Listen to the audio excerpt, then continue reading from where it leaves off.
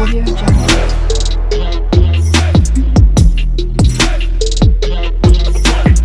Audio Jungle.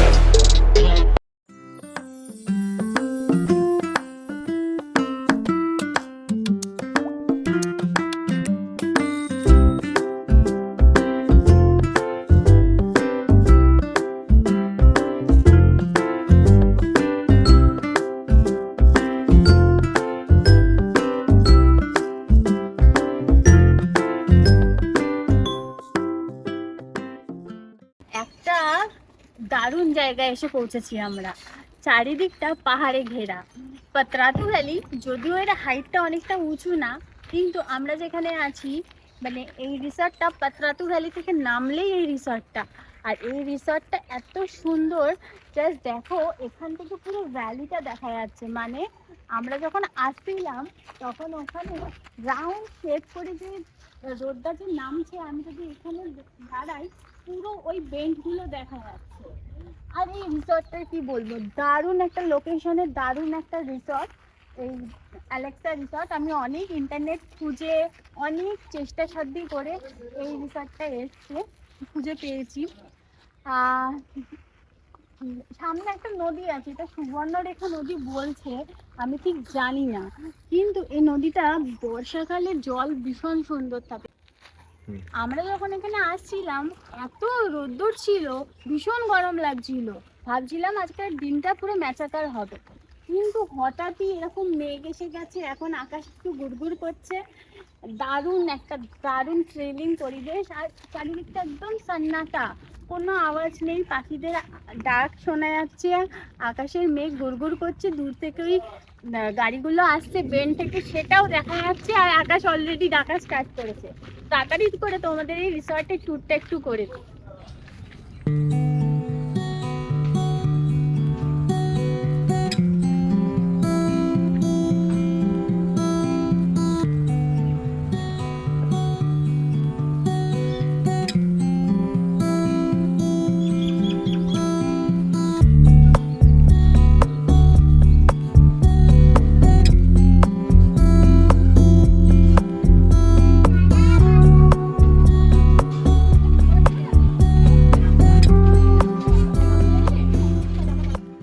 যদিও আমি খুব একটা এই রিসর্টটা এখনো এক্সপ্লোর করে উঠতে পারিনি, মানে কোথায় কি আছে আমি ঠিক করে জানি না, তবে ওই দিকটা সুইমিং পুল আছে, আমরা একটু পরেই যাব ওখানে।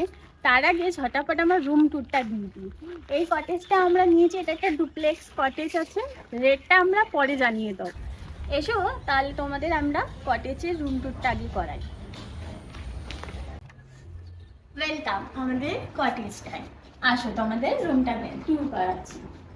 রুমটা খোলার পরে এখানে একটা সোফা সেটিং আছে, সোফা দেওয়া আছে, সামনে একটা বড় টেবিল রাখা আছে খাওয়া দাওয়ার জন্য। এখন অনেক কিছুই আপনার এসিতে সবে সবে অনেক কিছুই সব ছড়ানো ছিটানো রয়েছে।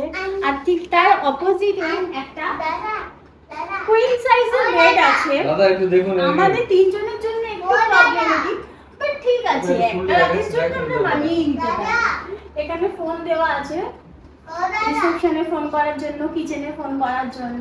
পাশের বাথরুম আছে, বাথরুমটা বেশ ছোটখাটোর মধ্যে ভালোই আছে। আর একটা ইন্টারেস্টিং ফ্যাক্টর আছে,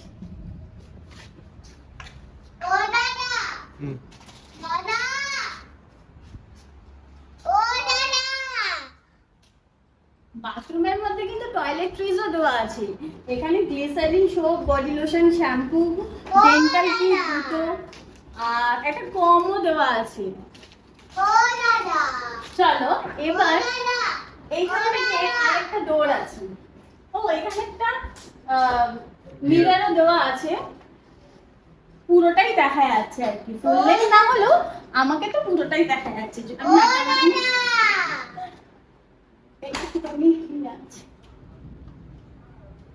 ও পিছনে এখানে স্টেয়ারসও আছে, মানে এদের পিছন সাইডটা কিচেন বা কিছু, এখানটা ওরা আরো বাড়াচ্ছে আই থিঙ্ক, কিন্তু যাই হোক পিছনটাও আমরা এরকম একটা ভিউ পাচ্ছি। আর এখানে দেখ পলাশের ওই গাছটা কি সুন্দর ফুল ফুটেছে, দারুণ লাগছে।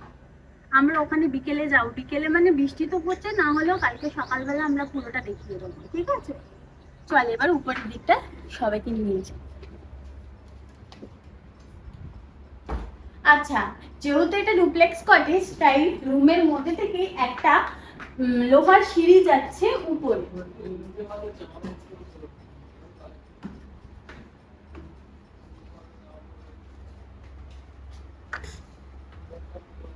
একটু ক্রিটিক্যাল প্রবলেম বাচ্চাদের জন্য, তো পা আটকে যেতে পারে, পড়ে যেতে পারে, এইটাই যে আমার একটুখানি কেমন কেমন লাগছিল।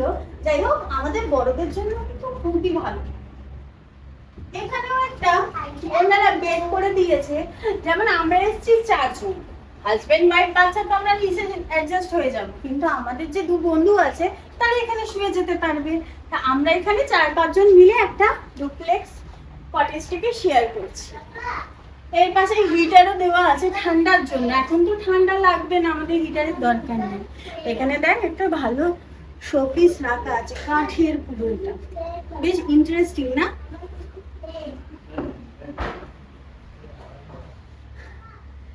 এখানে একটা মানে ছোট্ট সাইজের ফ্যানও দেওয়া আছে, যেটা খুব ভালো লাগলো আমার, কারণ উপরটা সত্যি সত্যিই খুব গরম লাগছে। এখানে যেহেতু ফ্যান নেই, হ্যাঙ্গিং ফ্যান নেই বা এসি কিছুই নেই, তো ওইটা নাকি কাজে ভালোই কাজ করবে, নিচের এসিটা উপরে চলে আসছে। আরেকটা ব্যাপার হচ্ছে যে এখানে কিন্তু ওনারা বলছে বিকেলের পরে টেম্পারেচারটা অনেকটাই ড্রপ হয়, তো রাত্রিবেলা এসির খুব একটা দরকার পড়ে না।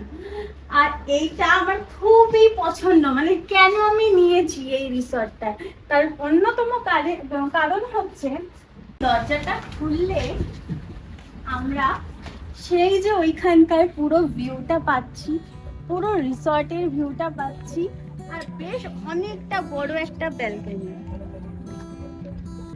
আর পুরো খোলা, এই ব্যালকনিটা পুরো খোলা। আমার আকাশ দেখতে তো খুবই পছন্দ, তাই জন্য আমি বেশি করে এই রিসোর্টটাই আমি চুজ করেছি। আর যদি এই রিসোর্টটা না পেতাম তাহলে হয়তো আমার এই মানে পাত্রাতু ঘোরাটাই আমি ক্যান্সেল করে দিতাম, এরকম একটা ব্যাপার হয়েছিল।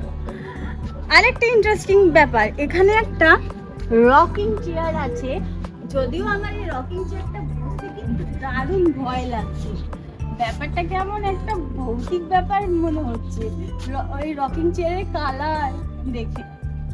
বেস্ট পার্ট হচ্ছে এই জায়গা থেকে 360 ডিগ্রি একটা পাহাড়ের অ্যাঙ্গেল দেখা যাচ্ছে, আর তার মধ্যে মানে যেটা plus plus plus add on হয়েছে এই পলাশ ফুল। কি বলবো, মানে আমার এইবারের দোলটার মতো ভালো দোল আমি মনে হয় না আগে কোনোদিনও কাটিয়েছি, যদিও আমি রঙের একটুকু এখনো গায়ে লাগাইনি, কিন্তু মানে আমাকে সাজতে হয়নি, আজকে প্রকৃতি নিজেই আমাকে এতভাবে সেজে রয়েছে যে আমার মন খুব ভালো হয়ে গেছে।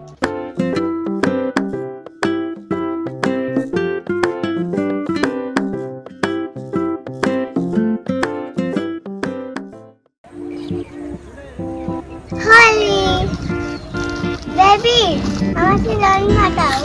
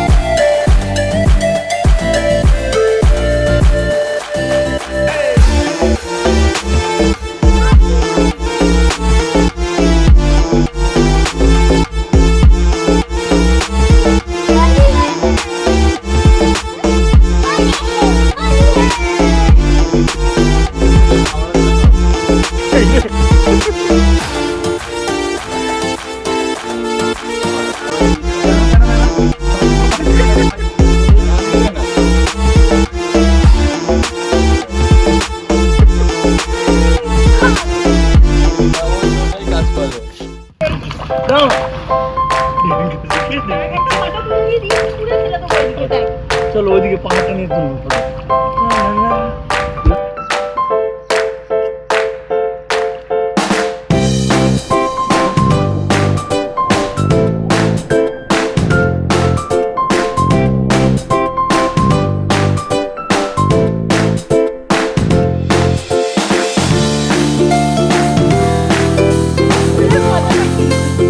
নাহলে তো যতটুকু আমি ফিল করেছি, ডুবে যাই ভাই। চলে আসি।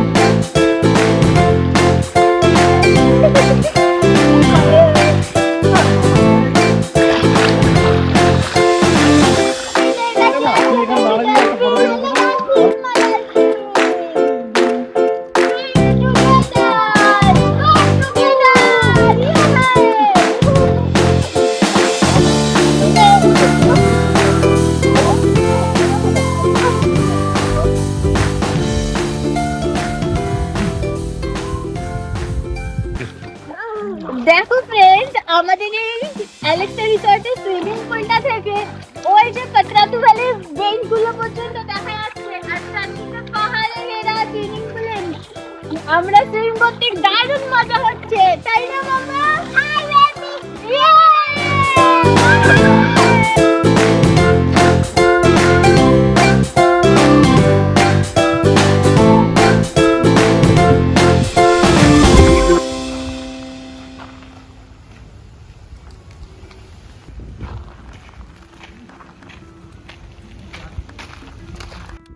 এই অ্যালেক্সা রিসর্টের মেইন যে এন্ট্রান্সটা খুব সুন্দরভাবে সাজানো হলো।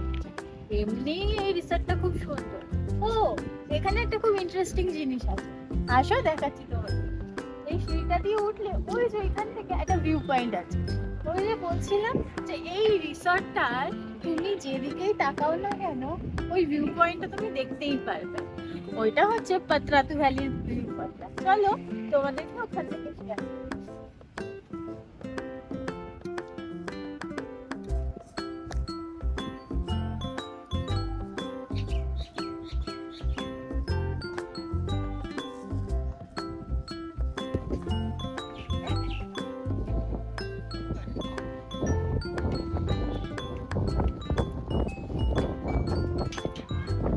কি সুন্দর জায়গাটা, নিচ দিয়ে এরকম সুবর্ণরেখা নদী বয়ে চলেছে, আর চারিদিকটা দেখো সেই পাহাড়ের এটা কি আওয়াজ হলো বাইক? আসলে পাহাড়ে তো আমি অনেক গেছি, কিন্তু মানে এটা বাড়ির এত কাছে বলে, বাড়ির এত কাছে মানে ওয়েস্ট বেঙ্গলে ঝাড়খণ্ড, আসলে এইসব জায়গাগুলো দিয়ে না আমরা কোনো একটা এক্সপেকটেশন রাখি না, কিন্তু আমি যা বুঝলাম এখানে এসে জায়গাটা সত্যি অভূতপূর্ব সুন্দর জায়গা, মানে তোমার মন শান্তি হয়ে যাবে এই জায়গাটাতে আসলে।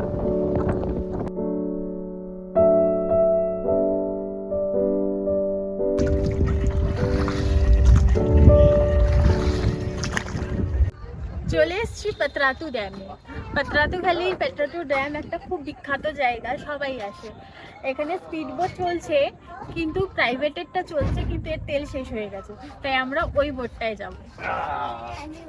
এখানে বসবে? আর কেউ বসবে না এখানে?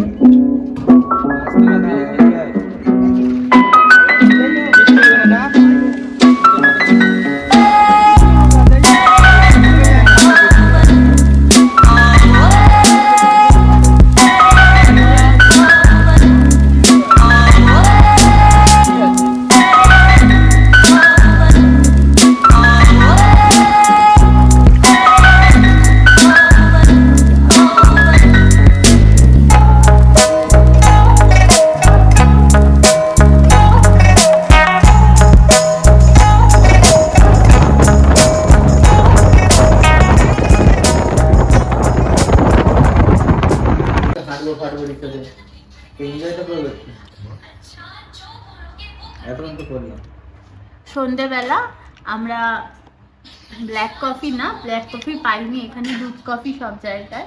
দুধ কফি আর চিকেন পকোড়া অর্ডার দিয়েছিলাম, হাফ খাওয়া হয়ে গেছে আর হাফ পড়ে রয়েছে 3টে। এখন 3জন দেখছি কে কখন নেব। আর দুপুরের খাবারটাও হয়ে গেছে খাওয়া, সেটার আর ব্লগ করা হয়নি। আবার রাত্রিবেলা যদি কিছু অর্ডার দিই তখন তোমাদের সঙ্গে নিশ্চয়ই শেয়ার করবো।